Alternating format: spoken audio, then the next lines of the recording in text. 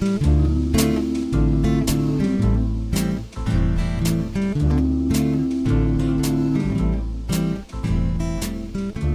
The Log.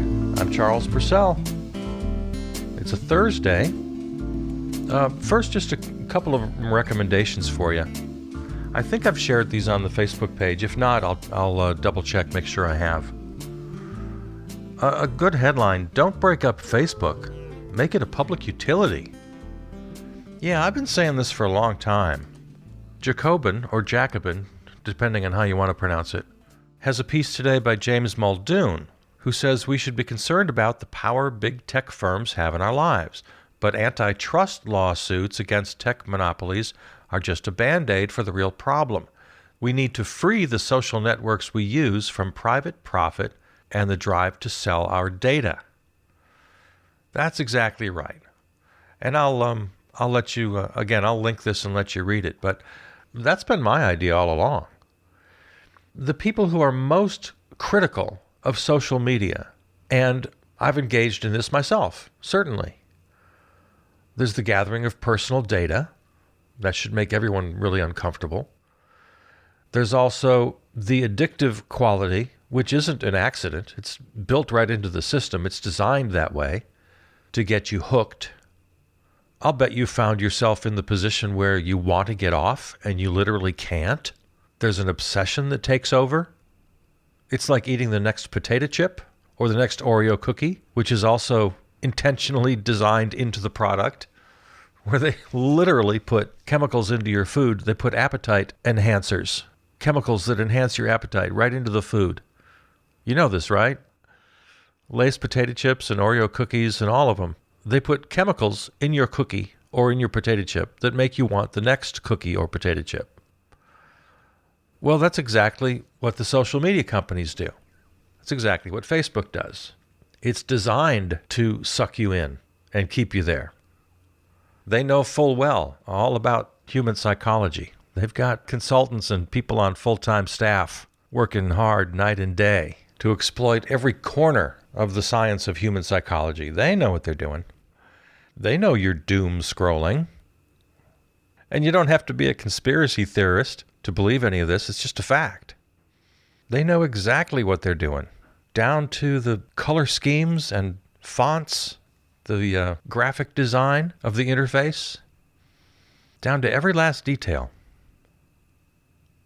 So, yeah, I'll join in the chorus of those who warn of the evils of social media.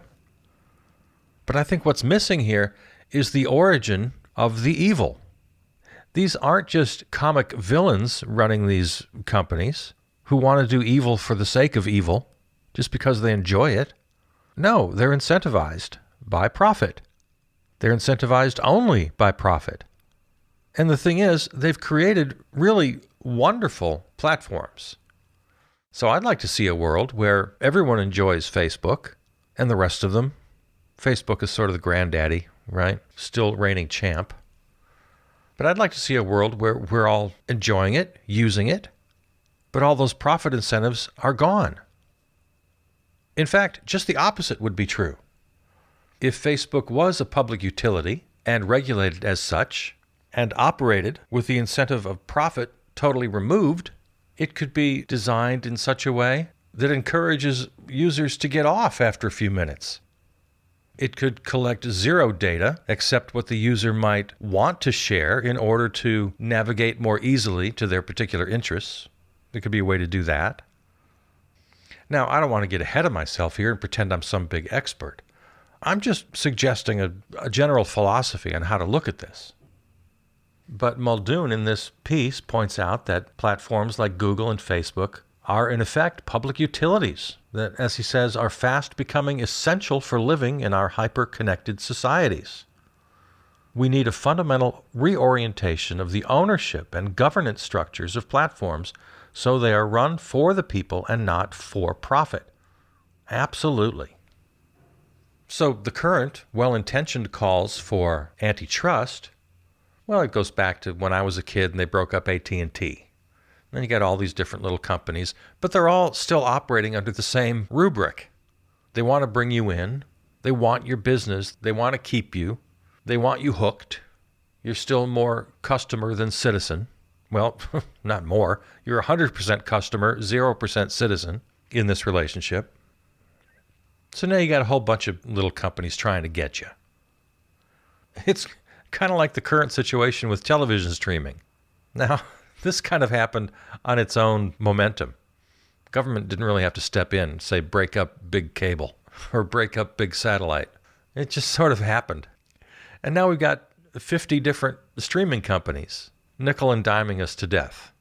And consumers wind up paying more for a variety of streaming services than they ever did for one big cable service. Most critics will say that quality was enhanced when all these different competitive services, Netflix and Hulu and Apple Plus and all the rest of them, were competing for your interest. Most critics would say that. I would disagree. As I've said many times, it's still just television. It's still just TV. And except for a couple of big mega hits, every year there's one or two. Except for those, the new way of watching television further isolates us, pushes us into our little corners. We're more atomized than ever. So I think this is directly analogous to the notion of breaking up big social media. I don't think it's going to get the results people want unless, along with the breakup, you make them co-ops, you make the users the owners, you take away all profit incentive, and then all of the positive qualities, and there are many, all the positive qualities of social media are still there. The connection, the speed, and the ease of personal communications, shared information, the wealth, at least the potential wealth of diversity. I mean, I confess, I love Facebook for those reasons. I scroll, and I love the fact that I find little surprises every time I do. A friend recommends an article or a film or a song that in days of yore I never would have stumbled on, at least not with such frequency that I do today. Yesterday I recommended the stage musical All Is Calm on PBS. That was from a recommendation from a friend on Facebook. By the way, I watched it last night. It was fantastic.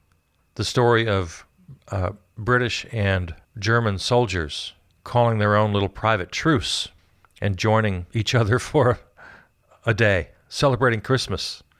It was pretty remarkable, based on a true story. And the text of the piece is taken from primary sources of the time. Letters, radio broadcasts. So first-person primary source voices tell the story. And then, of course, it's just filled with music. It's a tremendous company of 10 men, each playing various roles. But, wall-to-wall music. It's really fantastic. It's really great. Anyway, I might have missed that. There are a lot of things. There's something every day that I find in social media. And I love the fact that friends are sharing with each other. That's my favorite thing about Facebook, is the sharing recommendations. Oh, this is good. You should check it out. Love that.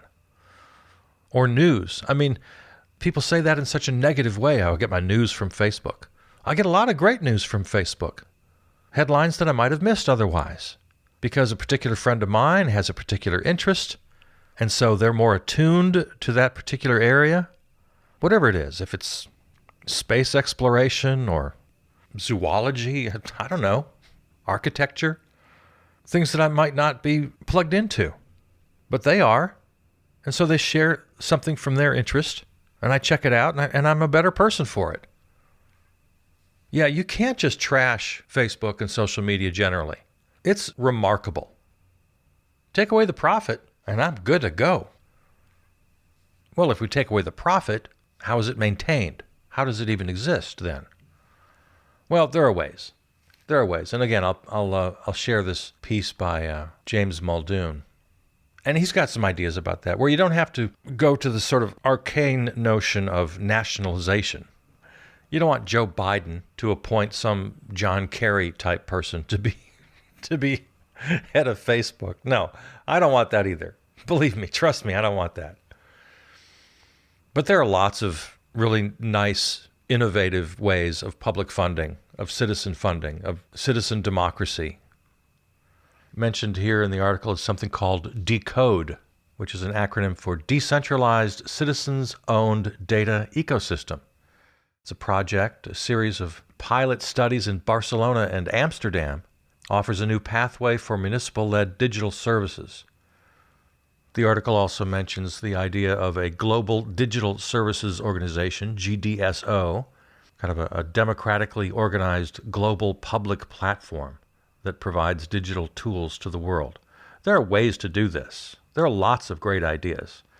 Sometimes we tend to forget how good and smart people are. There's just some great ideas. What else does he say here? It could be funded through a levy on global profits of tech companies, could receive ongoing funding through the establishment of a Citizens Digital Wealth Fund. Yeah, once you open up to possibilities, once you decide not to be closed-minded about things, if you're not too quick to say, oh, no, that could never work, just listen for a minute. There are great ideas, and one or two of them just might work. And they've got to work better. They've got to work better than our current system, where we're just abused and manipulated at every turn. I operate on two very basic tenets. Eliminate money and profit wherever possible, everywhere if we can, if and when we can. That's my ultimate goal. So eliminate money and profit. And then right alongside with that, the other of the two tenets, every system we build has to have small d democracy at its core. That is non-negotiable. Democracy has to be the defining essence of every system we design. Democracy has to be the driving force. So, don't break up Facebook. Make it a public utility. I'm glad someone smarter and more articulate than I put this down in black and white for us. So I'm going to share that on the Charles Purcell Facebook page. Another good recommendation for you. Jeremy Scahill, of course, has a podcast. Editor of The Intercept. His podcast, The Interceptor. No. What's it called? Oh, Intercepted. Interview with the Representative Alexandria Ocasio-Cortez, who makes a couple of headlines here because she's asked about Nancy Pelosi. And she said something kind of interesting. I don't know if I've said it out loud, but I've often thought, yeah, AOC needs to be the next Speaker of the House. And she's asked about that. She said no, I'm not ready for that. Showed pretty good self-awareness. She's quoted on the podcast, "The House is extraordinarily complex, and I'm not ready. It can't be me. I know that I couldn't do that job." All right. Okay. Good. Good self-awareness. I think maybe she's a little too modest. I think she's pretty smart, pretty competent. But, yeah, she's asked about Nancy Pelosi and the leadership, and the host and the guest rightly point out that the leadership is up there. They've been around for quite a while. And it's not only Pelosi and Chuck Schumer who are octogenarians. It's the whole leadership. Majority Leader Steny Hoyer, Majority Whip James Clyburn. These are old folks and in need of replacement. Now, Ocasio-Cortez kind of admits that the progressives haven't really been doing any planning or organizing for the next generation of leadership. And she said, yeah, we need to do that. Okay, yeah, do it. She was also asked about the Biden administration, which is being built before our eyes. Has some good opinions about that. And they're good because I share them. Yeah, no real progressives. Militarily speaking, a bit hawkish. Very establishmentarian. A lot of Wall Street. A lot of Goldman Sachs represented in the new cabinet and advisors. There's very good window dressing. I think this interview happened before the Buttigieg appointment. So there's that kind of diversity. There are people of color, LGBTQ, and that's good. I mean, absolutely that's good. And it's important. But in and of itself, it's not enough. Not when the policies aren't as robust as the class picture will be. This came up the other day. We talked about this conference call he had with civil rights leaders and really kind of lecturing and talking down to them, defending his kind of slow, moderate approach, and in a way equating the window dressing with actual policy. When they challenged him about bold initiatives that would really start to right the wrongs against people of color in this country, he defended himself by pointing to the people of color he's appointing to his administration. He didn't talk about policy at all. He also got very sort of agitated about, hey, I'm the guy who decided to run in the first place because of Charlottesville. It got me so angry. And Trump is such a racist, and I called him a racist. This is how he defines his activism for black and indigenous and people of color in this country. He says the right things. He appoints the right people. Good, fine. But now what's the policy? So anyway, yeah, check out the Intercepted podcast with Jeremy Scahill talking with AOC on the most recent episode. Another recommendation for you. I'm a fan. I'm not afraid to tell you. AOC, the squad. And with this November's election, we saw the squad grow a little bit with the likes of Jamal Bowman and Mondaire Jones from New York, and my favorite, Cori Bush from Missouri. Yeah, I think we have some quality progressives. I've often said, we talked about it at length yesterday, I'm pretty much through with the Democratic Party, but with the provision here, it can still happen on a local level, on a district level. A progressive can win at the district level. So we can fill Congress. We can fill the Democratic aisles in Congress with progressives. That works. I'm not sure we can do it in the Senate, and I'm really dubious about doing it in the White House. But I'm very optimistic about AOC and the now expanded squad. So, yeah, check out Intercepted, Jeremy Scahill. Worth noting here, a couple of nights ago here in Milwaukee, I'm coming to you from River West, the greatest neighborhood in the world in Milwaukee, Wisconsin. The People's Revolution marked 200 straight days of marches. Yep, they haven't missed a day, haven't missed a night. 200 straight days. So that's worthy of mention. Doesn't make big headlines anymore, but they're still out there. The issues remain the same. We've seen some headlines in the last few days about Minneapolis and Milwaukee police departments and their funding. And the demonstrators have had some input, have had some relevance in those decisions about the nature and the funding of police. Now, nowhere near the solutions required, but hats off to small progress and to the commitment of the demonstrators. So I thought that was worth a mention. Not that many other people did. I'm looking at Milwaukee Magazine right now. They noted it with a small article. Since spring, a mixed-race group known as the People's Revolution has been carrying out the daily marches and demonstrations. In a highly symbolic gesture, the group on Monday marched along the same bridge where Groppe and members of the NAACP Youth Council made their crossing more than a half a century ago. Yeah, earlier in the article they talk about Reverend James Groppe, a Roman Catholic priest, set the standard by marching every day starting in the summer of 1967 until March 1968, while demanding the passage of a fair housing law in the city. Yeah, when I was a kid, Father Groppe was my first political hero. I would see him on the news every night leading the marches. Yep, Father Groppe, one of the guys who made me a progressive, made me a lefty from my earliest days. So this 200 straight days, and now still counting, of the People's Revolution here in Milwaukee, and similar groups in cities across the nation now, celebrating the same milestone. By way of recommendation, once again, this is a day for recommendations. I'll post this as well. Too much to get into in the program, but I just want to point you to an excellent piece in the Milwaukee Independent, milwaukeeindependent.com. A White Utopia, How a Segregated Milwaukee Created the Arrogance of Suburbia.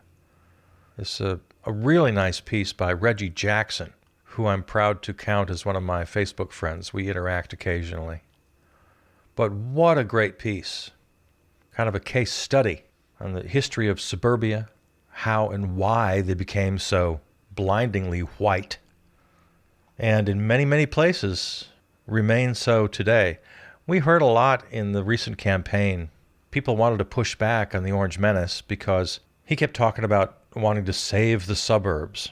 And he was definitely blowing his dog whistle, his racist dog whistle, about how safe and secure and happy the suburbs are, meaning how white they are, and how Joe Biden would destroy the suburbs, meaning he would allow multifamily housing, low-income housing, in other words, let the colored folks in. And a lot of people pushing back on the Orange Menace took great pains to point out how the suburbs have changed over the years. They're not the suburbs of the 1950s. They're not all these lily white suburbs that he seems to think they are. And I remember thinking during this debate, yeah, they kind of are. At least here in Milwaukee. I don't know about your town. The suburbs of Dallas and Houston and Atlanta, other suburbs might be a little different, but here in Milwaukee, that's been my experience. The suburbs around here, pretty damned white. Still. Anyway, Reggie Jackson has an excellent piece that I will share. Once again, Charles Purcell on Facebook. And then one more on a related subject. This was shared by a friend, Lisa. She lives out in Oakland. And she pointed me to this. Headline: about that wave of anti-racist bestsellers over the summer. ... A really interesting piece, and kind of sad, about that big wave in the summer. All of the white folks buying titles like, So You Want to Talk About Race? Or White Fragility? Or the big one, How to Be an Anti-Racist? Oh, they were flying off the shelves. But that wave was short-lived. It came and it went. I know I'll often buy books and then not get around to reading them. I think everybody's guilty of that. I hope people read these books. The wave was so big that it actually helped to save some bookstores and publishers who, in the midst of the pandemic, might otherwise have folded. That's how big this surge was. Let me give credit here. Catherine Morgan is the author of this article from November 25th. She writes, a lot of people only think about racism in extremes because the idea of microaggressions is a foreign concept to them. For those people, this period marked the first time they actively discussed the impact of racism and how it affects them. There have been numerous times where, talking to a friend, I'd point out that they had said something racist, and they would place their hands on their chest, mouth wide open, and act like I had shot them. Sometimes they would even stumble backwards, horror-stricken. I'm not racist. My best friend's black, they would say, not remembering that I was the best friend in that scenario. Even worse would be the situation where I would call an incident racist, and another witness, someone who did not have to face racism themselves, would dismiss it, calling me sensitive or believing that it was all a misunderstanding on my part. It was always on my part.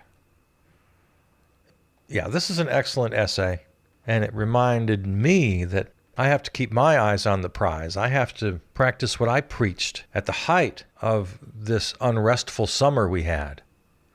My sermons over those days were always about how racism is a white problem that white folks have to fix.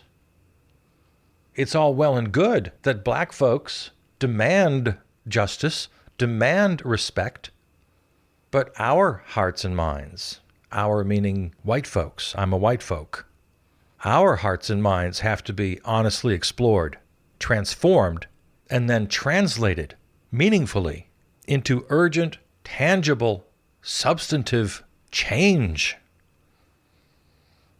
And as the news cycle continues to turn, and the headlines no longer reflect the urgency of combating racism, and the books are no longer flying off the shelf, well, what are we doing with our newfound enlightenment that we supposedly got from all this news coverage and from these books that we devoured?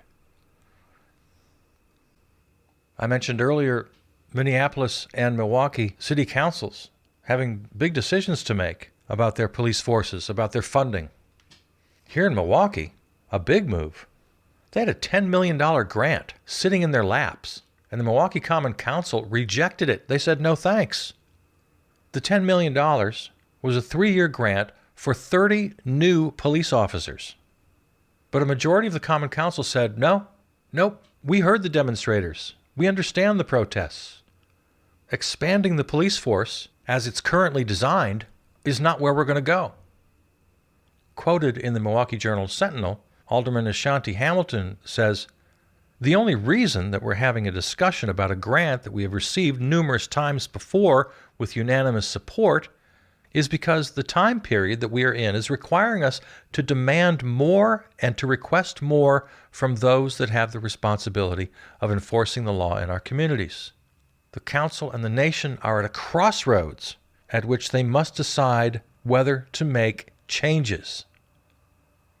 So as you can imagine, a lot of folks really wanted this money. Establishment folks really wanted this grant. They want to hire more cops. This is an area of contention. And getting back to us white folks, we have an awful lot of power in our votes. And we've got folks sitting on city councils, common councils. We got folks sitting in mayor's offices. And we got a white folk who's going to be sitting in the Oval Office starting January 20th. And we can't let one hot summer of sensational news and hand-wringing and consciousness-raising and book-buying just be a blip on the historical radar. Us white folks have to stay with this. To treat it as just another cycle in the news cycle, or a couple of book titles on your nice little bookshelf that you have in the backdrop of your Zoom meetings, and then just let it go at that. Well, let's talk about the white privilege of that. Our black friends and neighbors don't have that luxury of just putting it off in the corner, of just assigning it to the memory banks. No, the experience continues. The scourge of racism continues, day after day after day. Not just a summer hit on the radio that you remember fondly. Oh, I remember how moved I was, and how much I learned from the wonderful book I read by Ta-Nehisi Coates. Aren't I a good person? This virtue signaling. So a couple of good reminders. 200 straight days of people on the streets. A couple of good thought-provoking essays about segregation and about well-intentioned but ultimately impotent white book readers. All while the current president is on a literal killing spree. No, I'm not talking about the pandemic. I could. But right now I'm talking about his delight in killing black men with his power to enforce the federal death penalty. 3 men executed so far, and another 1 or 2, plus a woman he wants to execute. The first lame duck president in 130 years to exercise such power. When most countries around the world and most states here in this country recognize how abhorrent the death penalty is. Taking human life in the most brutal fashion. And not only that, taking personal delight, it would seem. So, let's hang in there together, shall we?